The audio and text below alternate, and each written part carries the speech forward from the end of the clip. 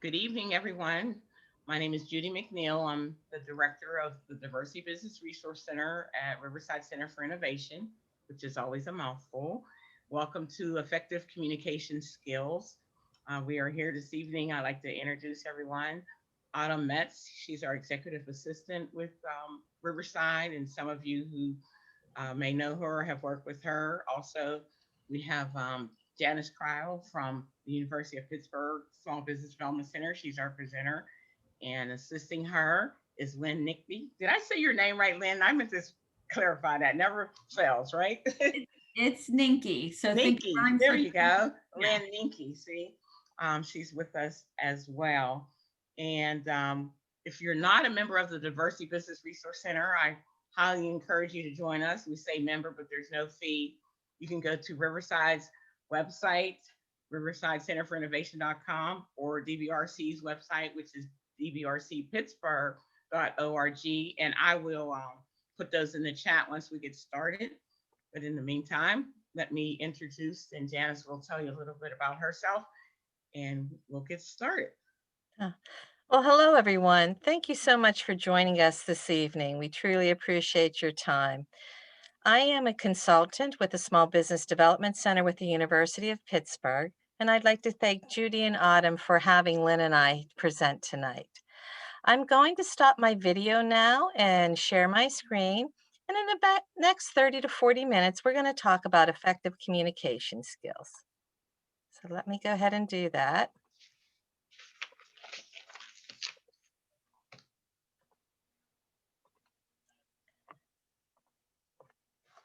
Okay. Um, So, the University of Pittsburgh Small Business Development Center, we're there for you. We're there for you as a small business owner and entrepreneur.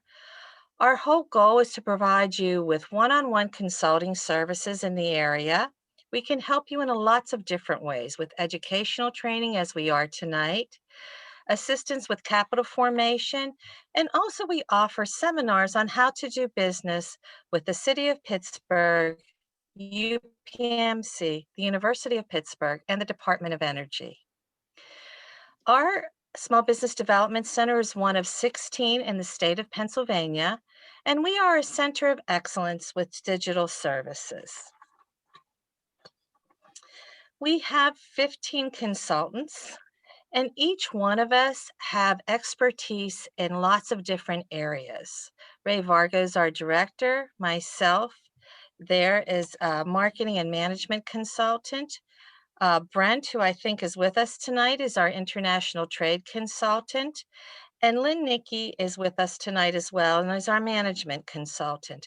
But we're here to help you succeed. Throughout tonight's presentation, if you have any questions, feel free to put them in the chat or unmute yourself. You're welcome to ask a question as we go.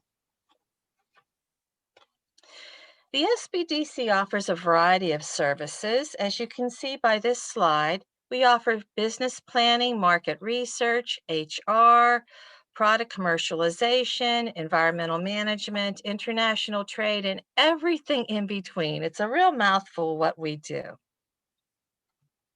But tonight we're going to focus on you and your communication skills as a business owner. We're also going to touch upon communication across generations using social media, delivering a powerful elevator pitch, and then creating a resume for your business, which is called a capability study.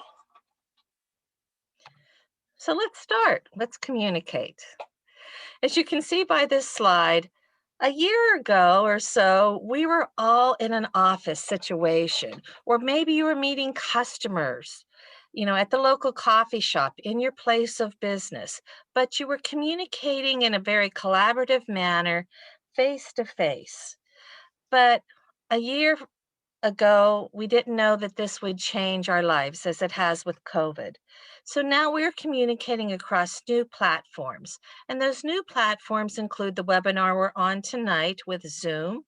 We also have Microsoft Teams, WhatsApp, and a plethora of lots of different communication standards. Google Meets is used a lot as well, specifically by millennials and Gen Z.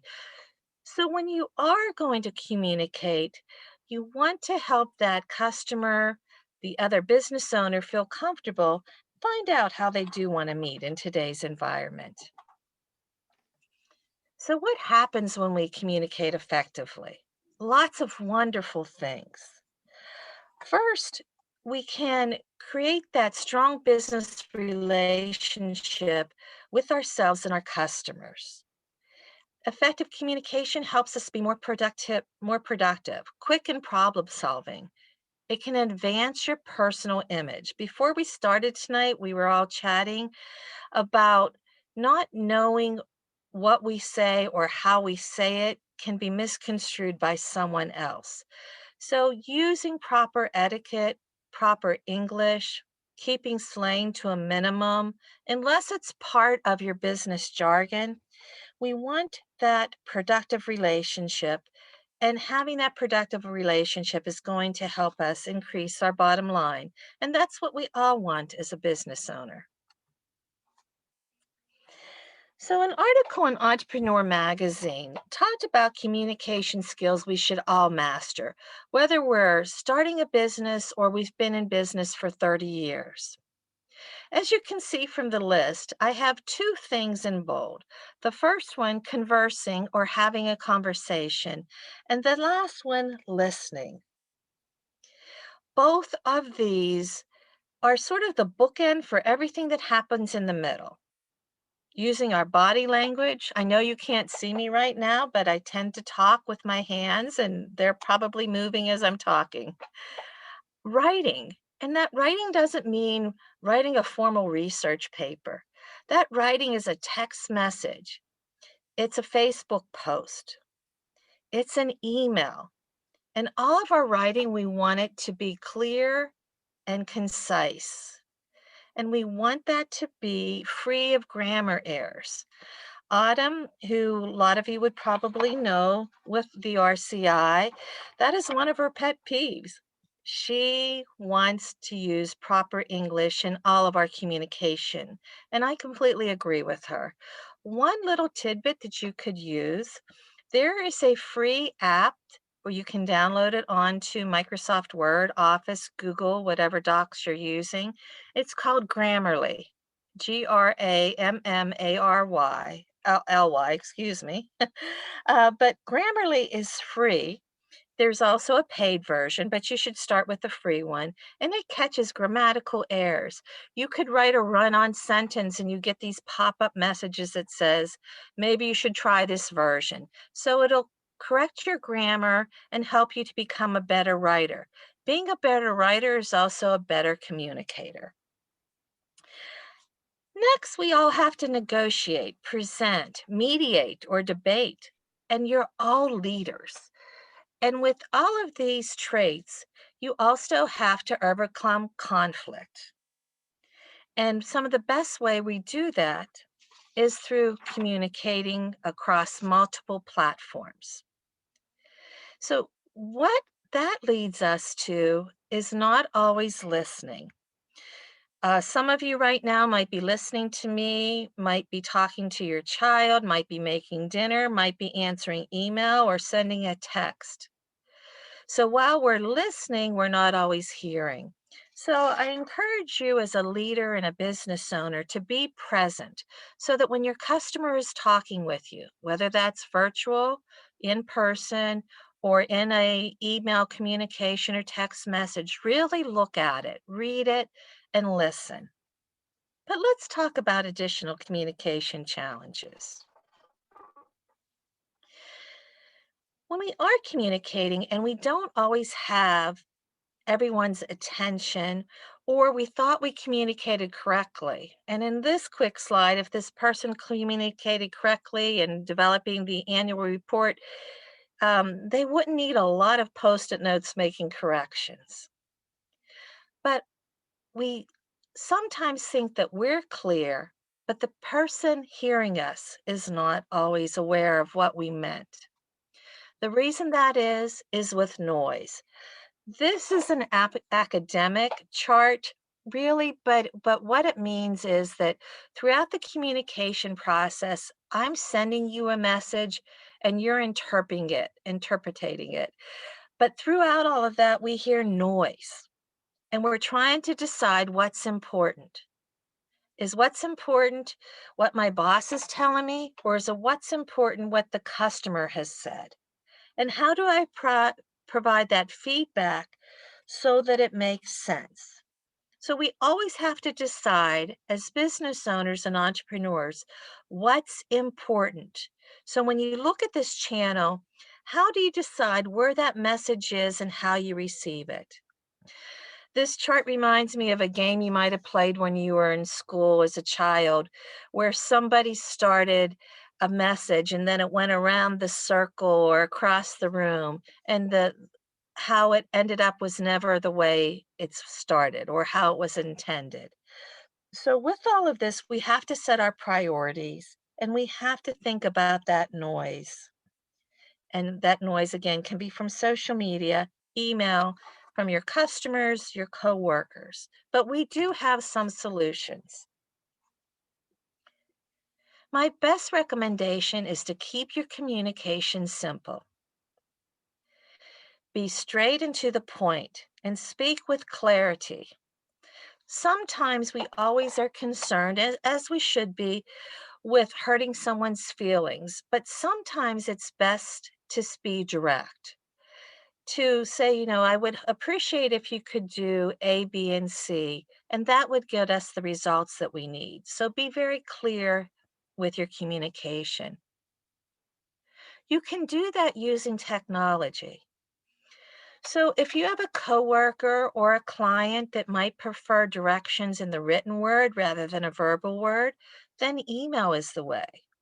If you're communicating with someone where you need an email trail or communication trail so that you can follow all the different conversations, then by all means, use email. The best way that I found to use email is to use the subject line with clarity. And what I mean by that is in the subject line, just don't say hi or a meeting or this is important. Tell them what it is. An example would be request for meeting on Monday, March 17th, or follow-up email regarding your problem, and just state what that problem is. Maybe they returned a piece of clothing, or they bought a new toaster and the toaster broke. So follow up on your repair. This is also a great way if you're using email marketing. In your subject line, tell the customer why you're sending it. Free shipping today only could be in that subject line. Something that's going to create urgency and lead the person, that intended reader of the email, to open it. Next on the slide, I have the term CRM, which stands for Customer Relationship Management. CRM is typically a software where we manage your relationships and your interactions with your customers. Now, you can also just do a CRM or create a spreadsheet for yourself in Excel, where you're just listing the customer's name and any pertinent information that's important to you. I strongly recommend that you have a name, you have a phone number, particularly a mobile phone number, so that we can text your customer in the future, as well as an email address. Possibly if it's a delivery service or you're delivering to someone's home, their physical address if they would like to share that. And then you want to keep their purchase history, because their purchase history is how they communicate with you as a business owner that turns into your profits. Think about it this way.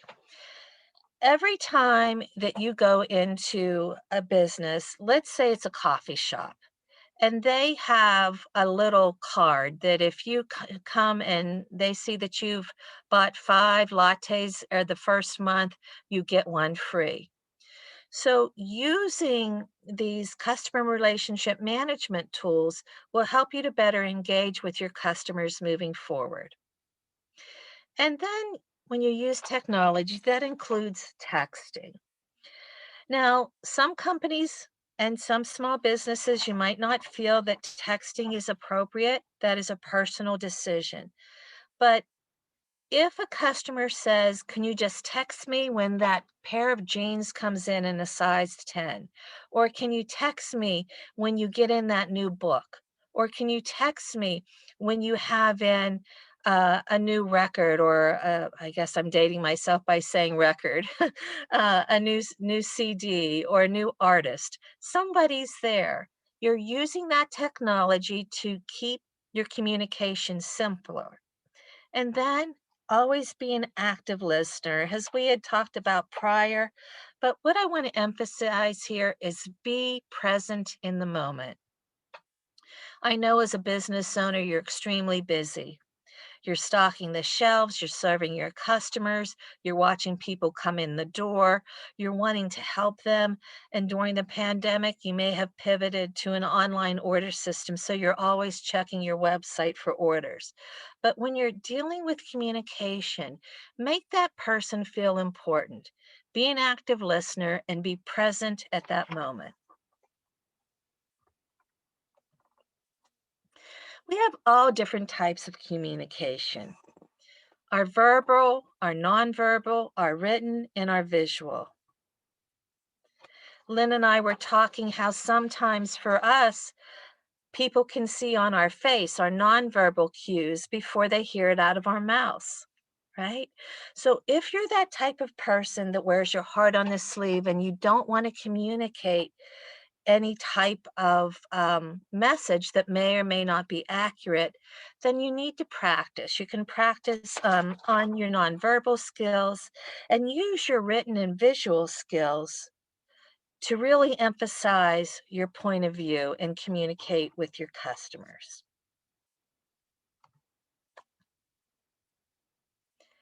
And when you communicate with your customers, sometimes it's best to ask questions.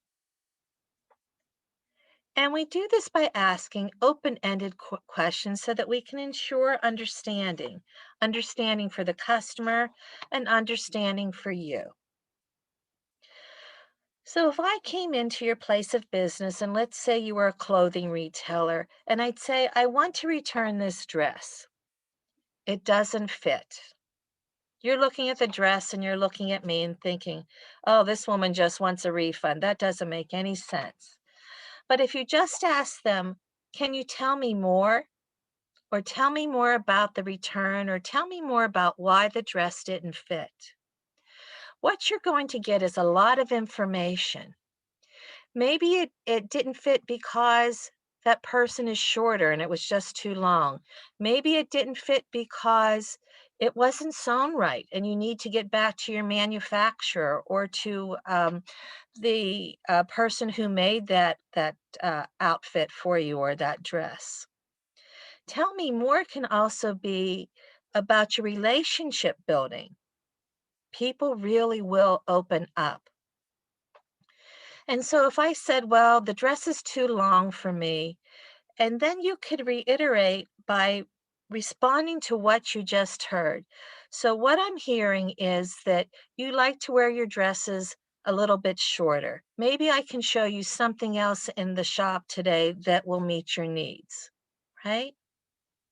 What that might also tell you is maybe there is a tailor, just two doors down from your shop, and you could work a deal with that person to say, "If I have clients come in to my dress shop and they need alterations, if I send them to you, can we get a 10% discount for my customers?" So by asking a question, you're going to learn more about that product or service, and you're going to build that core relationship and communicate with your customer. Other quick open-ended questions you could ask if someone came in and you're a restaurant owner and you see on the check when they're checking out that they left a horrible tip for the waiter or waitress. You could just say, "How was your meal tonight?" You don't have to comment about the tip, but they might share something with you that wasn't quite right and that you can make better because you're the owner, you're the decision maker. You can say to them, how can we meet your needs? Again, open-ended. You're not going to just say, can I offer you a free drink? What if they don't drink alcohol? Can I offer you a free dessert? They're a diabetic. So rather than making an offer without knowing their needs, say, how can we meet your needs? And that will lead to additional conversations and really build that customer's trust. Again, we're communicating. Are there any questions before I move forward? There are none in the chat at this time. Does anyone have a question? No? Okay. All right, well, I'll continue.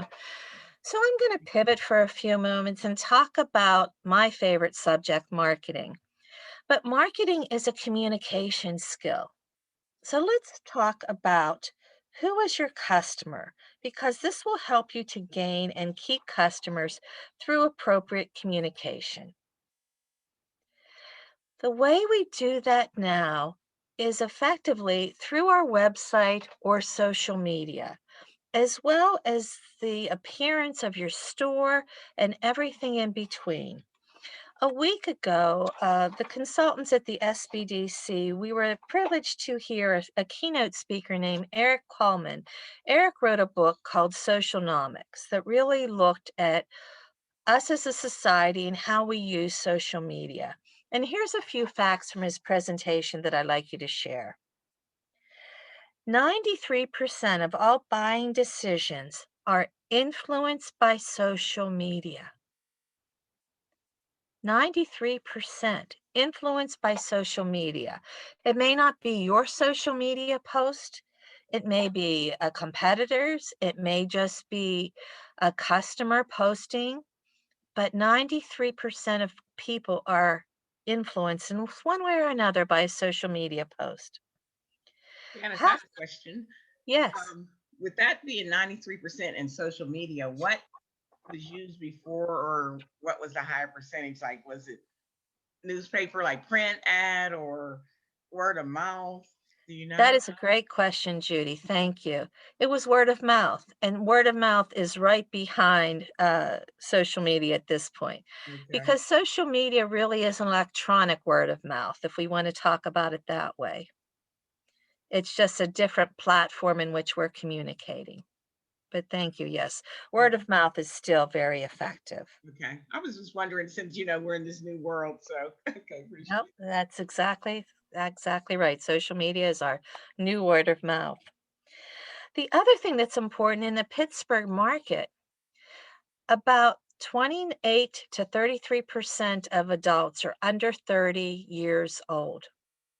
So there are younger millennials in our Generation Z, and they are communicating on social media, email, TikTok, Twitter, LinkedIn. And we'll talk about each one of those more in a moment. Here's a fact that really took me aback, that most college students have never had to lick a stamp or an envelope because they come with glue on the back. We just pull them off a sticker and put it on that envelope. So there's some real generational differences when we communicate. Also, Gen Z, our current high school and college students, they were born in the years since we invented, or not myself personally, but Apple introduced the iPad. So they've never known life without technology. And they've always had a digital footprint. Since the day they were born, their parents started sharing photos of them on social media, primarily Facebook at that time, and their digital footprint continues to grow.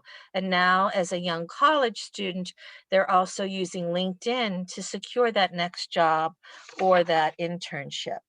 So this group would know, they would know nothing about a rotary phone, huh? I'm dating myself, sorry guys. Or how to use one. No, but I kept a Rotary phone in my kitchen just so I could show any future grandchildren what those look like. I agree. So let's go on and talk a little bit about communicating using social media across generations.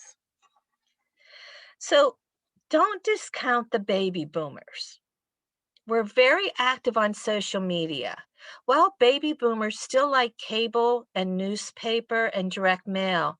They're engaging on those platforms differently. For example, newspapers, they're digital, so they're going to be on your tablet, they're going to be on your laptop, they're going to be on your mobile phone.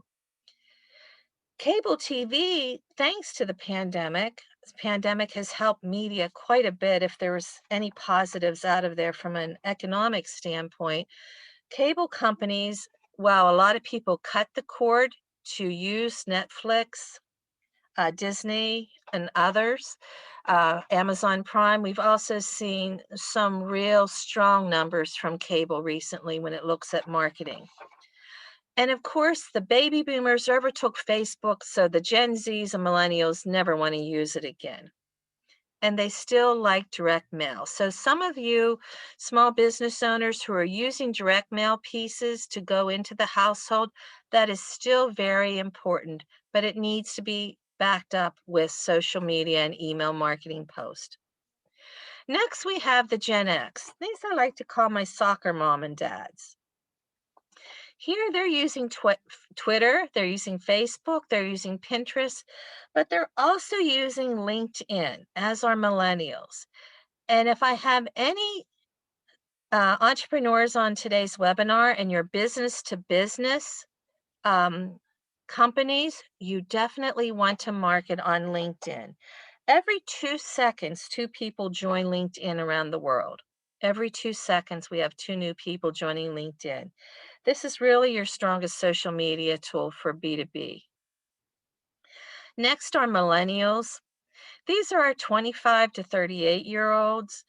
They're using Instagram and YouTube and Facebook Messenger, but they're also truly communicating in email marketing. They do like email. And then our Gen Zs. If you want to know what's happening tomorrow in social media, ask someone of this generation what they're doing today. I was just introduced to a new social media platform over the weekend called Clubhouse. It's something that Gen Zs are exploring and utilizing, as well as Google Meets, WhatsApp, and Google Messenger. So they also, of course, are going to use YouTube.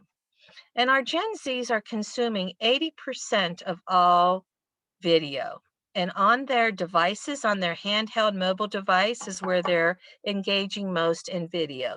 So if you're a company that can communicate by showing what you do on YouTube, you've really got a big plus with our Gen Zs out there. So let me give you a few ideas for social media. One of my favorites is that you can cultivate your business by highlighting your employees, of course, with their permission, and then also yourself. You're the owner. So, as a small business owner, you're also the brand of your company. It's just not that logo, it's just not that beautiful sign hanging in the window of your establishment. It's also you. And communicating who you are via social media, possibly going behind the scenes, is very important. And if you want to highlight employees, just don't take your cell phone out and start making a quick recording before you upload it to YouTube or to any social media platform. Make sure you have a solid social media policy in your HR handbook. And if you say, well, it's just me and my 2 nephews working at this business, please still protect yourself and protect your nephews or your family members that may work with you, and put together a social media policy. A quick Google search will give you lots of different ideas on what to say. The whole idea between a social media policy is so that as you're utilizing your employees, yourself, and your business online, that there's parameters on what you're willing to share and how you want people to communicate, because you don't want a disgruntled employee posting things about you and your business once they leave. So if you have a solid social media policy in place, that can give you some protection. And one other thing that we want to talk about is you as the brand. So as a business owner, we want to see you as the brand. One of the SBDC clients that I worked with has put himself and marketed himself as the brand. Some of you might be familiar with Uncle Jammy's. Uncle Jammy's has a line of barbecue sauces and rubs. He has become very popular as the brand of that product, that Giant Eagle has asked him to do demonstrations in the store, and he's done several over the past months because people recognize him. So he's associated himself as the product, and that's very important when we look at social media. Another idea you may want to do is promote other businesses within your neighborhood or your business district. So if you're a restaurant and down the street is an after hours coffee shop, you could highlight them on social media. My earlier example, if I'm a clothing store and there is a tailor on my same block, and you can highlight one another on social media, doing that then gives the presence that there's more than just you. There's a lot of businesses available in your area, and your neighborhood becomes very unique. You know, there's lots of wonderful, unique neighborhoods around the Pittsburgh market, and each one of us has something important to share, a unique selling proposition. And you can do that by promoting one another. I just want to talk about, for just a slide or two, Google.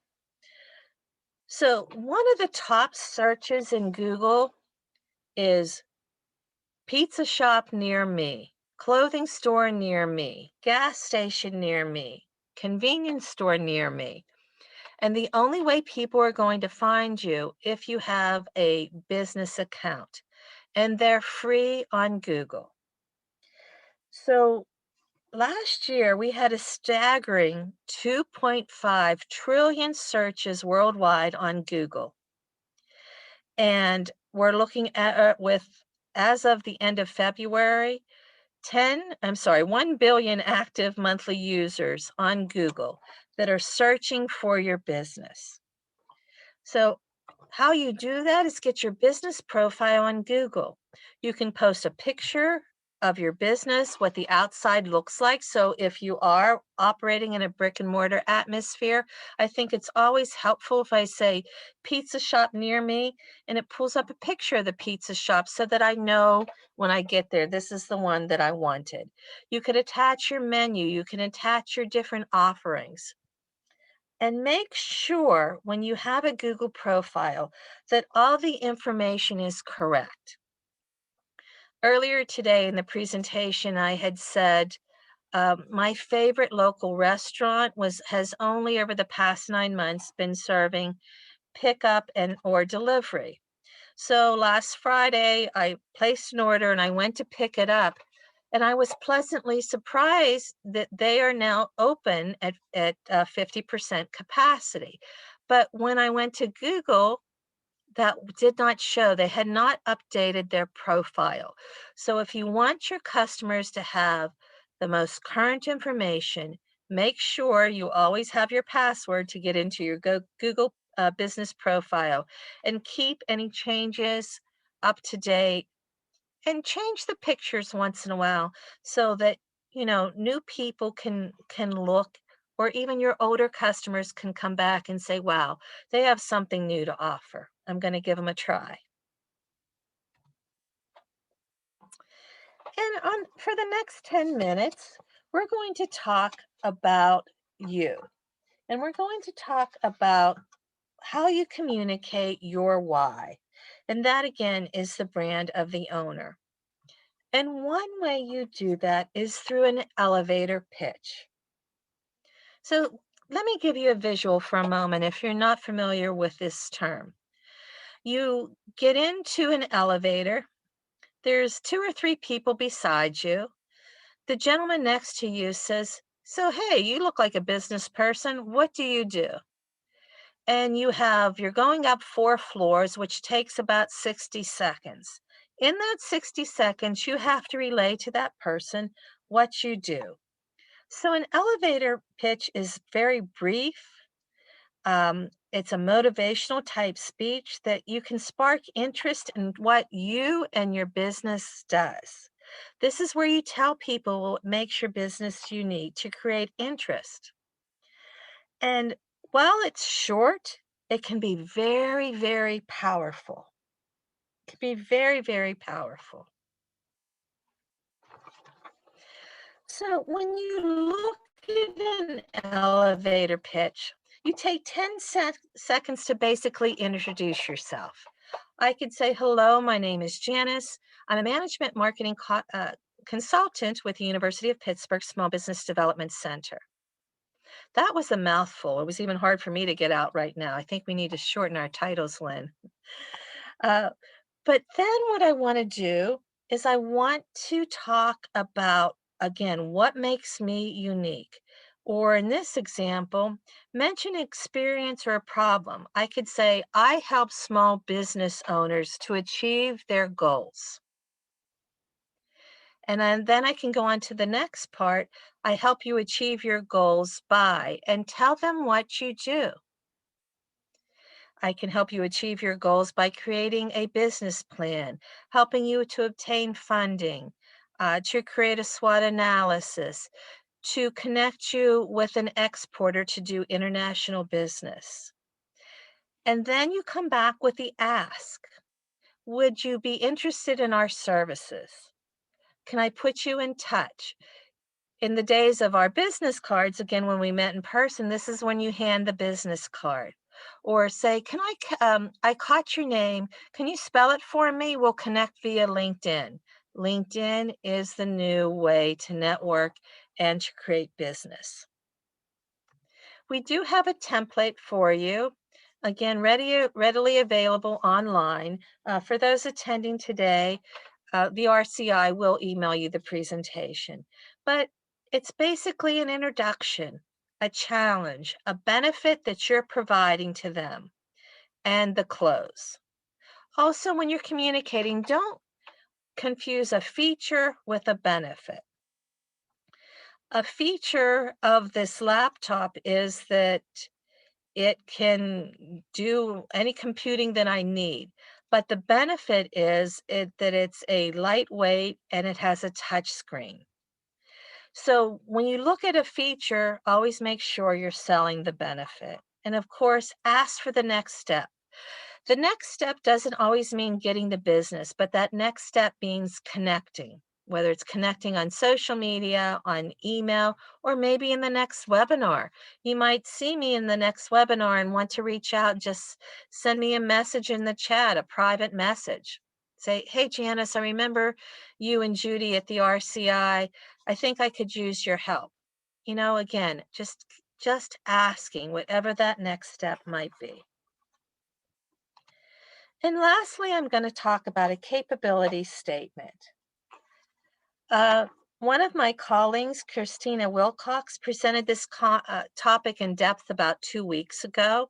So I'm just going to give a quick recap for those members who are new on this webinar this evening. So, what is a capability statement and what is its purpose? It's really a resume for your business. We all have a personal resume, but a capability statement is that resume for your business. It's to convey that information that's most important to a decision maker. And we have to state it in a clear and concise manner. So lots of different uses for a capability statement. And if you don't have one, I do urge you to start creating one. It's a door opener. It's also talks about the qualifications. What you have, what credentials you're bringing to the table. It's a statement of past performances. So on there is your successes, what you've been successful with. Did you land a big contract with UPMC? Did you open a second location? How did you satisfy that customer's demands? And what sets you apart from your competitors? So there's 5 key areas that are included. again, your core competencies, your past performance, your differentiators, which is your unique selling proposition, any data about your company, and then the contact information. Extremely, extremely important. And put all of that on there. A hot link for your website, because you're more likely going to be sending the capability statement electronically. So if it's hyperlinked, I could just click on that website rather than type it in. The contact person's name. So if that's not you and your company, since you're the business owner, you're also the CEO. So if you have a communications director, or if your son or daughter is better at communicating than you are and they're working for you, maybe they just graduated from school with a PR degree or a business degree, or they're an engineer and you're a business to business and the people are going to ask engineering questions, put in their name or one or two names with their email, their phone number, and social media.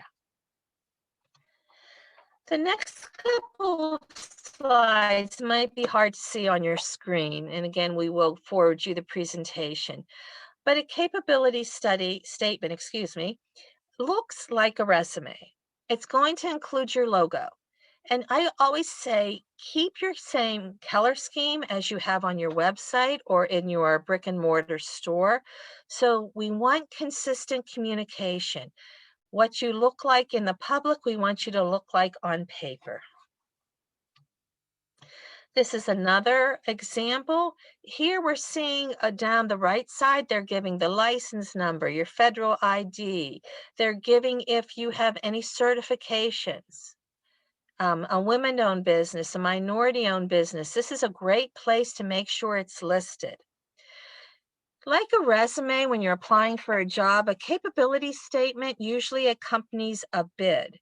And those are scanned into computer systems. And then computers start to talk to one another to find people with certain certifications, and that's what brings you to the top. Rarely anymore is there someone in an office going through 20 capability statements by hand looking for a certification for a minority-owned business. A computer is looking for that. So have it on your capability statement. And as you obtain more certifications, update it. Update it.